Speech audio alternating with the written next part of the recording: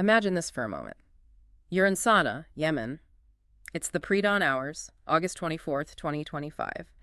And suddenly everything shakes. Thunderous explosions, windows rattling like crazy. Yeah, not exactly a gentle wake-up call. Not at all. This was a series of very precise airstrikes.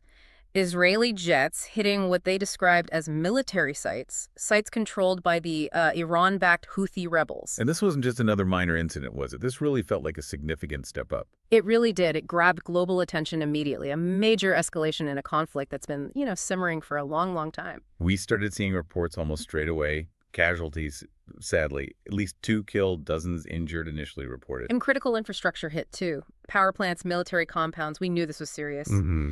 So our mission today for you is to really take a deep dive into these events. We want to unpack what happened, explore the intricate context behind it all. And understand the implications, because they really do stretch far and wide. It's incredibly complex. Absolutely. Let's start on the ground.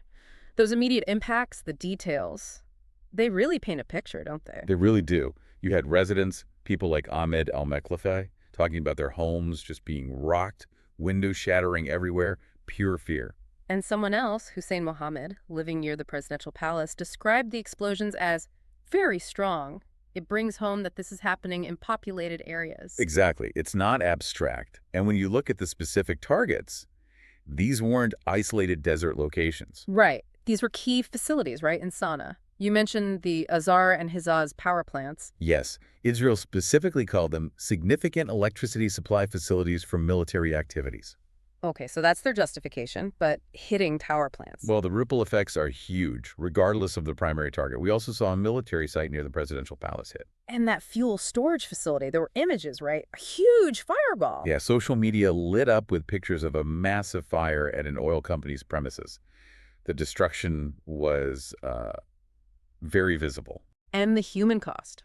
The Houthi-run health ministry put out those initial numbers. 2 fatalities, 35 injuries. Which we should say haven't been independently verified. But they still underscore that people were hurt. People died. Definitely.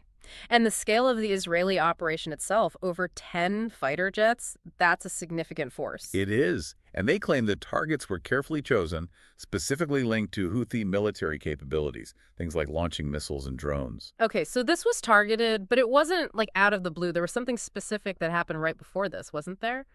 A trigger? That's absolutely critical context, yes. Yeah. Just 2 days before, on August 22nd, the Houthis themselves claimed they'd fired a missile towards Israel. Aimed at Ben Gurion Airport, wasn't it? Israel's main international airport. Exactly. So this August 24th strike was framed very much as a direct response to that Houthi attack, tit for tat. And that Houthi missile, I remember reading, it wasn't just any missile. It was described as something new, a bigger threat. You're right. That's a really important piece of this. Israel's military said it actually fragmented midair. Their defenses dealt with it, no damage done, thankfully. Okay. But an Israeli Air Force official, speaking anonymously, identified it as a cluster munition. A cluster munition. Wow. What does that mean in practical terms? Why is that such a big deal? Well, cluster munitions are designed to scatter smaller bomblets over a wide area. They are notoriously difficult to intercept completely. It's not just about one projectile, it's about many. So it's a qualitative leap, not just more missiles, but a different kind of threat. Precisely. It suggests a significant advancement in the technology the Houthis have access to. And the immediate suspicion, voiced by that official, was that this advanced tech came from Iran. Which brings Iran more directly into the picture. It absolutely does. It suggests a potential shift in the kind of weaponry being transferred, and it represents a new challenge for Israeli air defenses, a much harder target to stop. Okay, that is a major development. So let's zoom out a bit then. We keep talking about the Houthis. For anyone needing a clearer picture, who exactly are the Houthis, or Ansar Allah, as they're formally known? Right. They're fundamentally a Zaidi Shia rebel group. Their roots are in northern Yemen. Zaydism is a distinct branch of Shia Islam, different from the Twelver Shia dominant in Iran, but there's enough common ground, particularly politically. And they weren't always this powerful, right? Their rise is tied to the civil war. Exactly. Their prominence exploded during Yemen's civil war, which really kicked off around 2014. That's when they seized Sanaa, the capital, and ousted the internationally recognized government. And since then, they've really dug in, consolidated power in the north, including the capital. Very much so. And crucially, with significant backing from Iran, They've become a major regional player, not just a domestic faction anymore. And their stated motivation for attacks, like the one on Ben Gurion or on shipping, what do they say is driving them? They're very open about it. They frame their attacks on Israel and on international shipping in the Red Sea as acts of solidarity with Palestinians, specifically linking it to the ongoing war in Gaza. So the goal is pressure. To force Israel to stop its operations in Gaza, lift the blockade, which they call a siege. That's the stated objective, yes. It's a narrative that plays well with their supporters and aligns perfectly with Iran's regional stance. And their actions have had a huge impact, especially in the Red Sea.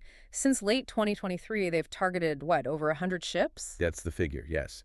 And we're talking about a vital global trade route. Something like $1 trillion worth of goods passes through there annually. It's a massive disruption. It really is. And they seem completely committed. Wasn't there a statement from one of their officials? Yes. Nasruddin Amer, deputy head of their media office, he said publicly their military operations supporting Gaza won't stop, God willing, unless the aggression is stopped and the siege is lifted. Pretty unambiguous. Unwavering is the word. Which leads us back to Iran's influence. You mentioned the suspicion about the cluster munition technology. Right. That anonymous Israeli official basically pointed to it as compelling evidence of Iran supplying advanced tech. It fits a pattern. A pattern we see elsewhere, this idea of an axis of resistance. Exactly. It aligns with the broader strategy attributed to Iran, arming and funding proxy groups across the region. Think Hezbollah in Lebanon, various militias in Iraq and Syria. All united by opposition to Israel and Western influence. That's the common thread, yes. And Iran's backing hasn't just emboldened the Houthis. It makes resolving Yemen's own incredibly bloody civil war vastly more complicated. Because they now have these advanced weapons, ballistic missiles, drones. They can hit targets far away. Precisely. They can project power far beyond Yemen's borders, thousands of miles even. So when Israel strikes Houthi military infrastructure on August 24th, It's not just about the Houthis. It's part of a bigger strategy aimed at Iran's network. that certainly seems to be a major part of the calculation, weakening Iran's regional influence by hitting its proxies directly. So these August 24th strikes, they didn't happen in a vacuum. You mentioned the tit-for-tat nature. There's a history here. Oh, absolutely. This is part of an ongoing cycle of action and reaction. Remember back in May 2025? The daytime strike on Sanaa airport, that was unusual. Very unusual. Israel hit the airport, destroyed the terminal building, damaged several passenger planes, left craters in the runway.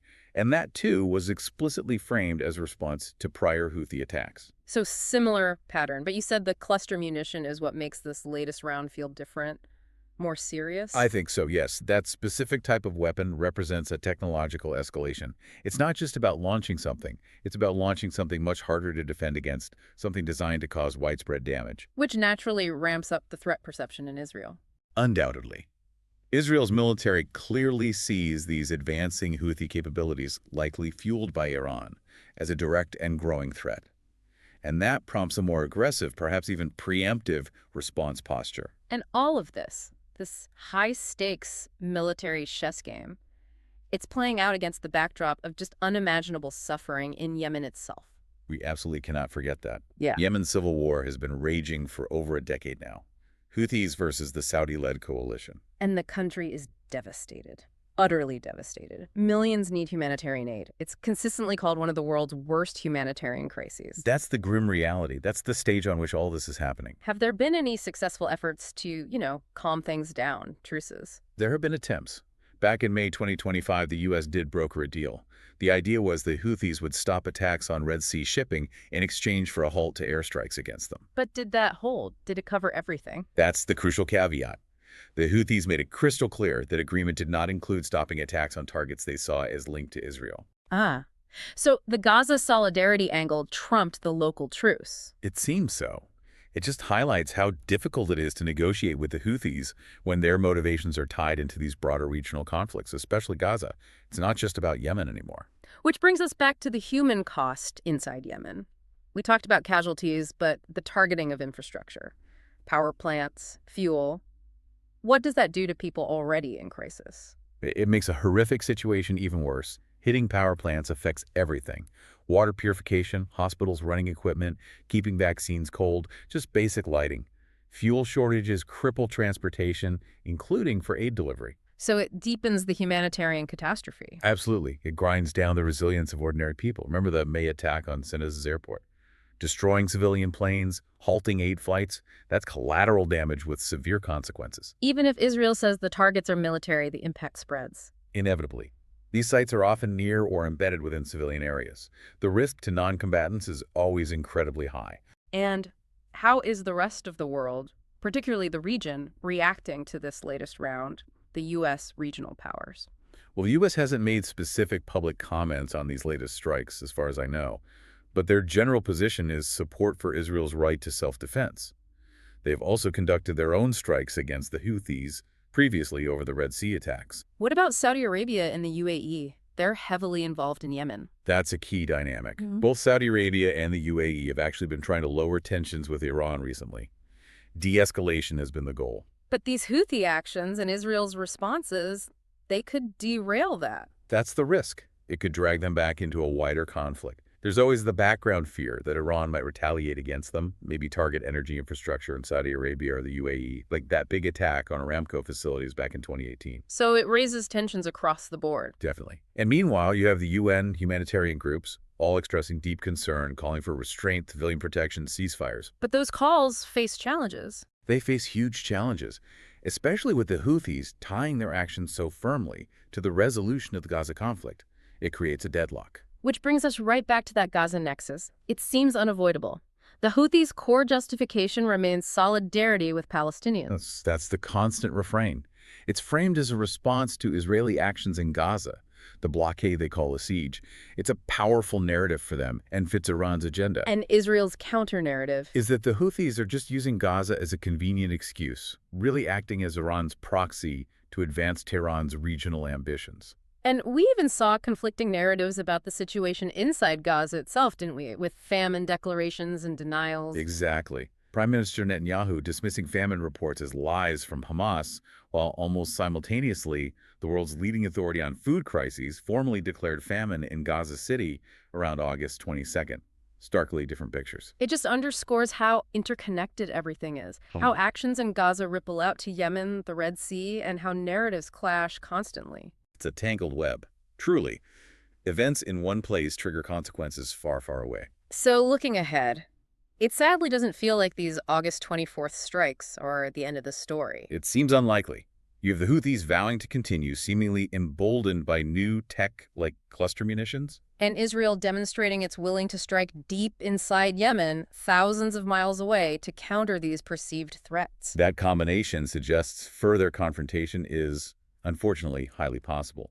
The stakes have been raised significantly on both sides. And for the people of Yemen, the outlook remains incredibly bleak. More infrastructure damage just deepens the crisis. Loss of life fuels resentment, maybe even strengthens the Houthi narrative. And globally, the risk to Red Sea stability, that crucial trade artery, remains high. Plus the potential for drawing in other regional powers. It's a volatile flashpoint. So any path to de-escalation seems incredibly difficult. It would need to address the root causes: Gaza, Iran's role. And those are massively complex issues. Combine that with Houthi determination and Israeli security imperatives.